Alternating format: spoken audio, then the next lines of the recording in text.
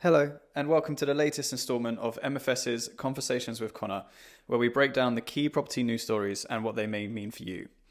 Before we dive into today's episode, I want to take a moment to share a quick disclaimer.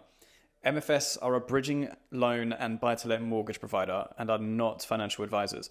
The opinions and views expressed in this episode are personal to the host and guests and may not reflect the views of MFS. For more information on MFS, you can find us at www.mfsuk.com. Now, let's get started. November was a very good month for the bespoke market. The Bridging and Development Lenders Association, BDLA, released its latest data earlier on in the month, and the results showed that the specialist market is on a very steady footing as we head towards 2025. Bridging loan completions rose to a new record of 1.79 billion in Q3, which helped push a 7.6% increase in the size of overall loan books, which now have exceeded across the market £9 billion for the first time ever. Applications also rose by 6.7% to hit 10.9 billion. So the question remains, what is some of this funding being used for in the property market? Or better yet, how will it be used in the months to come? Funnily enough, some of this capital might end up in the hands of American borrowers who are desperate to escape their own challenges by the looks of things. According to some estate agents, London's prime property market is experiencing a wave of inquiries from wealthy Americans who are seeking stability. Specifically, and obviously, wealthy Democrats are buying London bolt holes after Trump's win, after the Republicans win. Elsewhere, according to Rightmove, demand for commercial properties has jumped. Inquiries in commercial properties of all types, offices, restaurants, bars, etc., rose by 11% in Q3 2024 when compared to the same period last year.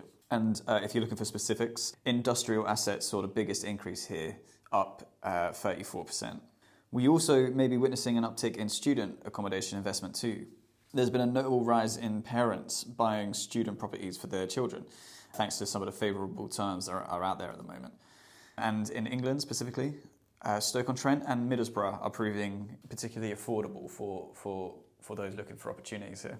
All told, confidence seems to generally be on the rise, even with the budget fallout, which we're still getting to grips with.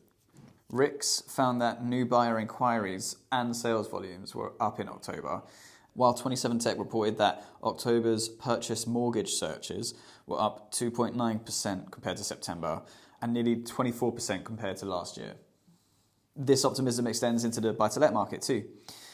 Immediately after the budget, a survey from Benham and Reeves caught my eye. It revealed that 84% of landlords plan to stay in the buy-to-let market over the coming 12 months. That's the vast majority. In fact, a few, 4% or so, actually plan to increase their portfolio size. And it's these landlords who are looking and thinking for the long term who likely have the right idea here. Looking ahead, rents are set to rise by 17% or so over the next 5 years, according to analysis from JLL. Also, right now, rental stock is at a 5-year high in London. High levels of supply isn't the norm in the capital, so expanding investors and their brokers may want to act quickly here before things change and before all the stock is bought up. But of course, purchasing plans aren't the only element of the buy-to-let market that brokers can help their clients with. For instance, buy-to-let second charge lending is on the rise across the market as landlords are trying to organise their affairs. And it was recently revealed that 2/3 of landlords own properties with sub-EPC C ratings, grade C. And of course, we have those lovely deadlines to look forward to here. So just as a reminder, Market Financial Solutions has both second charge loans and refurbishment finance available. There's also been some solid results house price-wise.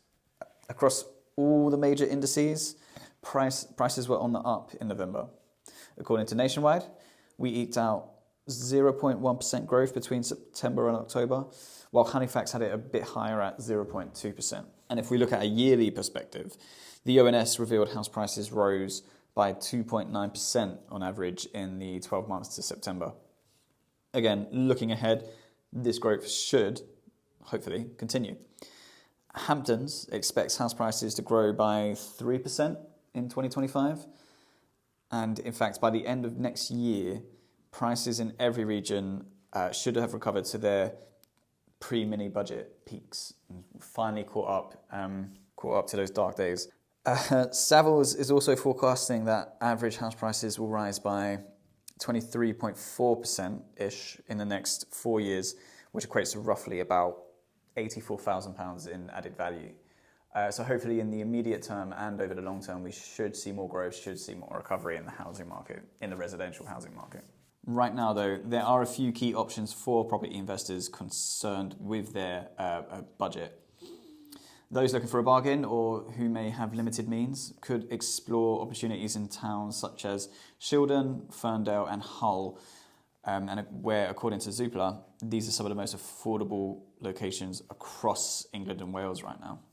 In some of these locations, house value to earnings ratios could be as low as 1.1.